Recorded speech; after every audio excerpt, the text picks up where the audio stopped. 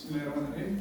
Assalamualaikum warahmatullahi wabarakatuh. Waalaikumsalam warahmatullahi wabarakatuh. Apa kabar adik-adik semua? Baik ya. Di siang hari yang cukup cerah ini, secerah masa depan saya. Kita ya, masa depan kita semua ya. Untuk mengawali pembelajaran kita pada pagi hari ini, silahkan ketua kelas Mas Rifan bisa dipimpin doa. Untuk mengawali pembelajaran pada siang hari ini, kita dengan membaca basmalah bersama-sama. Bismillahirrahmanirrahim. Terima kasih saya sampaikan kepada Mas Rifan. Nanti hadiahnya di luar kelas ini. Baik. Masih ingat pertemuan minggu lalu kita membahas apa? Apa? Ada yang bisa baca? Ini etika yang kita bahas pada pertemuan minggu lalu, yaitu etika kepada orang tua. Kalian yakin bahwa surga itu di bawah telapak kaki ibu? Beneran yakin? Ya. Lantas, apa yang membuat Anda yakin bahwa surga itu berada di telapak kaki ibu? Apa kalian pernah melihatnya? Pernah dilihat belum? Apa yang ada di bawah kaki ibu? Apa? Kapal. Jadi masuk surga di bawah telapak kaki ibu itu ketika kita berbakti kepada orang tua, kemudian kita mendapatkan ridhonya. Itulah surga yang kita dapatkan dari seorang ibu. Bukan dari bentuk fisiknya. Kalau bentuk fisiknya yang kita lihat yang kapal feri. Maka untuk pertemuan minggu lalu, etika pada orang tua. Nah, di pertemuan kali ini kita akan membahas etika teman sebaya. Etika pergaulan remaja dalam pandangan Islam.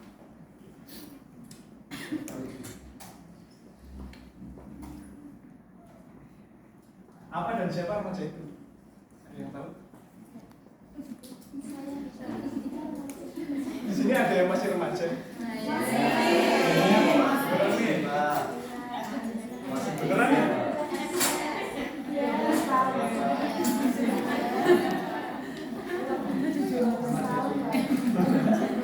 Remaja apa dewasa awal?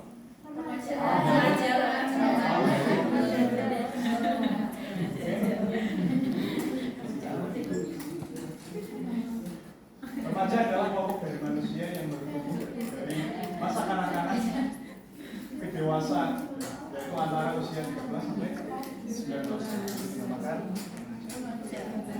Meninjau dari klasifikasi usia remaja, menurut para ahli bahwa remaja awal berusia 11 sampai 14, remaja tengah usia 15 sampai 12, remaja akhir 18 sampai 21. Sedangkan masa dewasa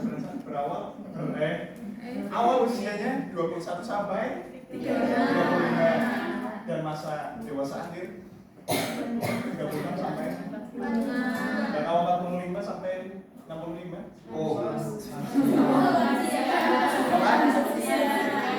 Sini ada kategori 36 sampai 45.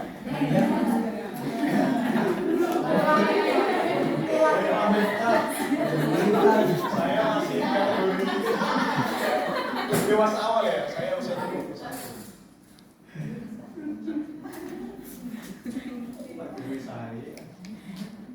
Mengapa remaja itu selalu mendapatkan tanggapan yang beraneka ragam di masyarakat? Apa saja? Berantem, tawuran, kemudian kebut-kebutan, pornografi, pergaulan bebas. Mengapa sih masyarakat itu selalu berpikiran bahwa remaja itu melakukan hal seperti itu? Padahal kenyataannya iya ya. Enggak lah, masa murid saya seperti itu. Aku ngaji, Pak. Mungkin ada yang ya, ironis tidak semua siswa itu melakukan hal-hal hal seperti itu lah.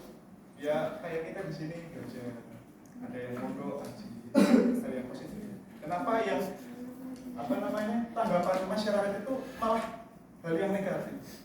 Berarti masyarakat Indonesia itu selalu positif lagi, negatif thinking. Iya. Maka dari itu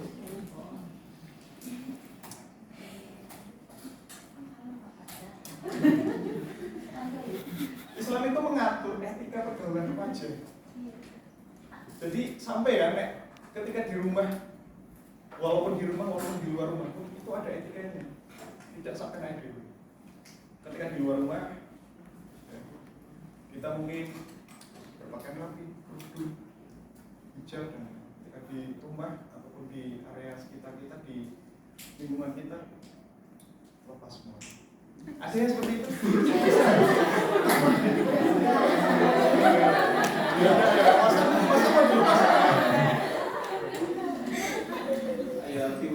Jilbabnya dilepas, warung tetangga jilbabnya dilepas. Jadinya tidak apa-apa tetangga. Lah memang tetangga Anda itu murim Anda? Tidak kan ya? Ada yang merasa kayak gitu? Tidak. Saya rasa tidak. Semua. Nah, dalam Islam seperti yang saya katakan, menutup aurat itu penting. Tapi ironisnya, melihat fenomena-fenomena yang sekarang sedang marak, siswi, karena yang riskan itu siswi, berpakaian ketat sekali, kayak lepet.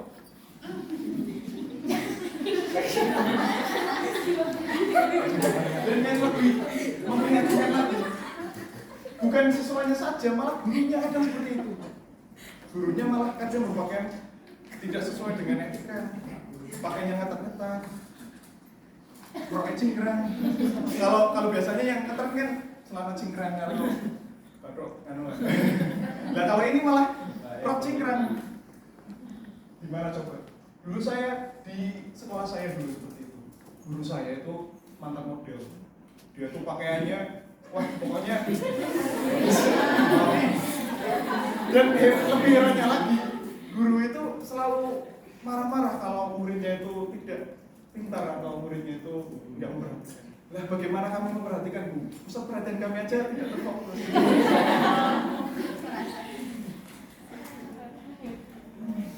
Nah, ada yang bisa baca? Saya kasih nilai plus 5 nanti. Islam telah mewajibkan laki-laki dan perempuan untuk menutup aurat demi menjaga kehormatan diri dan kebersihan hati. Aurat merupakan anggota tubuh yang harus ditutupi dan tidak boleh diperlihatkan kepada orang yang bukan mahramnya. Nah, kita keluar rumah, memang semua yang di luar rumah kita itu mahram kita. Ya. Berarti salah dah itu? Benar? Salah. Terutama kepada lawan jenis agar tidak boleh, kepada jenis agar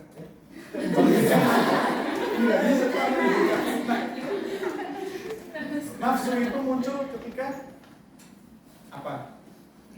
Ketika ada kesempatan dan ada fenomenanya. Ya. Apa tuh? Ada. Kadang sering terjadi pelecehan seksual dan lain-lain. Itu terjadi karena dua faktor. Pertama faktor kesempatan, yang kedua karena faktor keadaan. Faktor kesempatan, sampai nih berduaan dengan pacar kalian ataupun siapa lagi di tempat yang sepi, itu kesempatan deh. Mungkin dari tujuan awalnya kita ya, wes aku nggak mau kayak ngono, dosa ya, dosa nggak? Dosa. Tapi yang namanya syaiton, jin, iblis itu pintar sekali. Dia bisa membangkitkan hawa nafsu kita yang dulunya apa? Kita ya tawadul, kita beriman, kita yakin bahwa perbuatan zina itu memang dosa besar ya. Tapi iblis bisa memberdaya kita. Makanya kita perlu berhati-hati ketika kita berduaan dengan lawan jenis. Gak hanya lawan jenis, sesama jenis pun. Sekarang banyak seperti miris ya, karena itulah ciri-ciri yang harus dilakukan. Nah, yang kedua, menjauhi perbuatan zina. Ini sama nyambung dengan yang pertama. Ketika kita sudah menjaga aurat kita, maka kita akan terhindar dari perbuatan zina. Itu ibarat saja ya, permen. Permen ketika permen ditutup ditaruh di mana saja, itu dia akan tetap terbungkus seperti itu, aman, tidak lumer, tidak digerungsungi lumut, tidak digerungsungi. Ya kan? Memang seperti itu kan. Tapi kalau dibuka, ditaruh di tempat umum, jebret, kita tunggu 1-2 menit, wah sudah ramai, laris. Itulah gambaran awal kita jika tidak dimakan. Pergaulan laki-laki dengan perempuan diperbolehkan sampai pada batas tidak membuka peluang terjadinya perbuatan dosa. Islam adalah agama yang menjaga kesucian. Pergaulan di dalam Islam adalah pergaulan yang dilandasi oleh nilai-nilai kesucian. Dalam pergaulan dengan lawan jenis harus jaga jarak sehingga tidak ada kesempatan terjadinya kejahatan seksual yang pada gilirannya akan merusak bagi pelaku maupun bagi masyarakat. Seperti yang sudah tertera di Al-Quran surat Al-Isra ayat 2. Silakan, ada yang bisa baca? Ayo kita baca bareng-bareng ya, biar sambil kita ngaji. Tapi ngaji terjemahannya. Ya, 1, 2, 3. Dan janganlah kamu mendekati zina. Sesungguhnya zina itu adalah perbuatan yang keji dan perbuatan yang buruk. Zina itu merupakan dosa yang besar. Jadi ada 3 jenis dosa. Pernah dibisahkan oleh kisah seorang ulama, seorang wali kutub dengan kesolehannya, dengan ibadahnya yang jika dibandingkan dengan kita bukan apa-apanya. Tapi ironisnya dia masuk neraka. Ada yang pernah mendengarkan kasus kisah Barseso? Ada? Ya. Jadi Barseso itu merupakan wali kutub ya, yang soleh. Dia sehariannya hanya berdoa, sholat, puasa. Pokoknya dia itu orang yang sangat zuhud sekali. Namun bagaimanapun juga jika Allah berkehendak, maka semua yang kelihatan yang mustahil itu akan terjadi. Jadi Barseso itu memang ditakdirkan masuk neraka. Nah, pada suatu saat ketika dia sedang beribadah, dia melihat seorang yang yang beribadah melebihi dia. Dia berdoa sambil menangis-nangis, pokoknya wah dia itu lebih dari Barseso menurut Barsesonya. Padahal dia itu iblis yang ditugaskan untuk menyesatkan Barseso. Kemudian Barseso bertanya kepada si pemuda itu, wahai pemuda, kenapa Anda kok bisa beribadah dengan sangat khusyuk sekali? Apa kuncinya? Padahal saya saja yang seorang wali dan setiap hari saya beribadah, setiap hari saya meminta kepada Allah, saya tidak bisa seperti Anda. Kemudian si pemuda yang bisa menjelma sebagai pemuda itu, kunci kehusyukan beribadah itu ketika kita pernah melakukan dosa, pernah melakukan 3 dosa. Ada yang tahu apa saja dosanya? Dosa yang pertama mabuk, dosa yang kedua dosa yang ketiga membunuh kan? Nah, kemudian si Barseso itu ingin mencobanya. Dia bertanya, kayaknya kalau berzina itu terlalu besar dosanya. Kemudian membunuh apalagi ya? Dan pokoknya yang paling ringan itu kayaknya mabuk ya. Iya, kalau udah selesai kan udah nggak ada bekasnya, nggak ada apa-apanya. Dia terpengaruh oleh godaan iblis sehingga dia pergi ke suatu tempat untuk meminum khamr ya, atau minuman keras. Karena menurutnya khamr itu merupakan dosa yang terkecil dari dosa yang mungkin punya. Nah, ketika orang udah teler ya, orang udah masuk, dia tidak memiliki pikiran secara jernih. Ya, itulah pokoknya. Pernah lihat ya orang yang masuk di tontonan biasanya berantem tidak jelas, itulah. Sehingga dia sudah mabuk, kehilangan akal sehatnya. Dia melihat penjual miras itu cantik, ya. Pokoknya dia nafsu birahinya itu bangkit, sehingga dia memerkosanya. Dan tak selang lama kemudian si suami yang tadi diperkosanya itu datang, dia melawannya, kemudian dibunuh si Barsius. Nah, berarti satu kesalahan tiga-tiganya pun ikut ya. Padahal cuma ingin satu saja, tapi tiga-tiganya ikut. Membunuh, iya. Kemudian berzina, iya. Dan mabuk, pemicunya kan berarti mabuk. Ya, hikmahnya jangan sekali-sekali kita mencoba hal-hal yang kiranya membahayakan dan dilarang.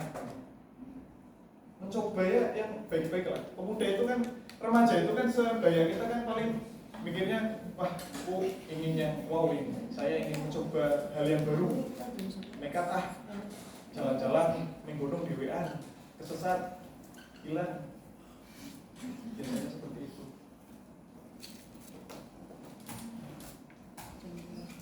Nah, tadi kan ada larangan, sekarang ada batasan-batasan yang perlu kita lakukan. Laki-laki tidak boleh berdua-duaan dengan perempuan yang bukan mahramnya. Seperti tadi yang saya katakan, ketika kita berduaan di suatu tempat yang sepi, kemudian ada iblis atau pihak ketiga yang merayu kita, sehingga tidak usah saya teruskan ya, pasti tahu sendiri. Laki-laki dan perempuan yang bukan murid tidak boleh bersentuhan secara fisik. Namun ada kelanjutannya ya. Jika didasari dengan nafsu syahwatnya. Kalau kita salaman ya, mungkin tujuannya ingin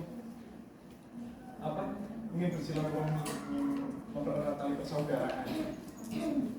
Tapi kalau menurut Imam Syafi'i itu ketika kita bersentuhan lawan jenis memang tidak diperbolehkan. Jadi ya memang mau tidak mau ya harus seperti itu ya. Karena walaupun niat kita ingin bersilaturahmi, tapi niat lawan jenisnya kan kita nggak tahu. Nah, untuk menghindarinya ya lebih baik kita hindari bersentuhan tangan lawan jenis. Karena cara pergaulan remaja. Mengucapkan salam ketika bertemu dengan teman atau orang lain sesama muslim. Kayaknya pernah nggak kita bertemu di jalan atau kita berpapasan di kampus? Assalamualaikum bro. Pernah nggak? Pernah nggak? Nggak pernah. Atau pernah melihat fenomena seperti itu kayaknya di balkon depan? Assalamualaikum guys. Pernah nggak?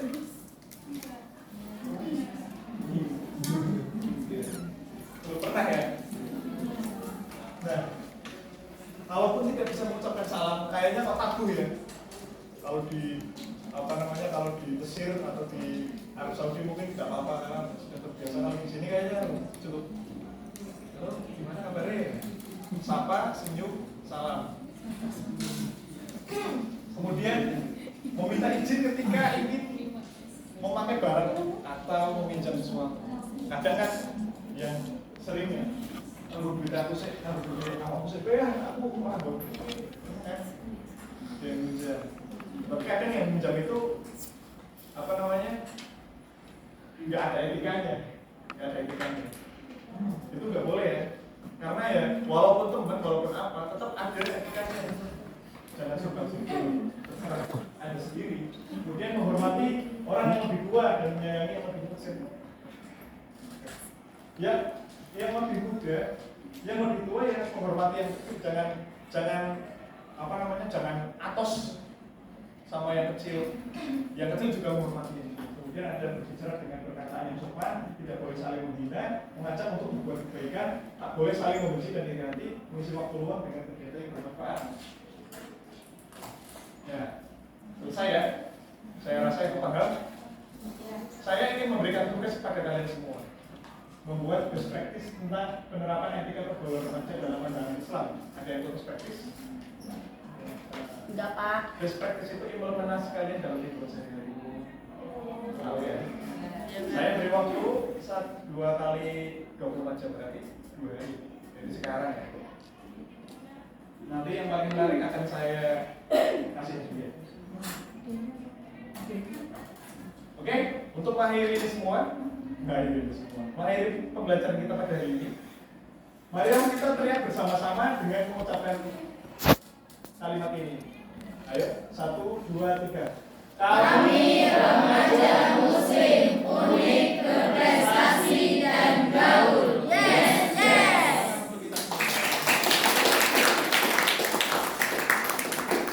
Itu saja yang dapat saya sampaikan. Mohon apa yang dibahas hari ini silakan bisa diambil sisi baiknya dan tinggalkan sisi yang tidak baiknya dari perkataan yang saya sampaikan. Mungkin itu saja dari saya. Kurang lebihnya mohon maaf. Wassalamualaikum warahmatullahi wabarakatuh.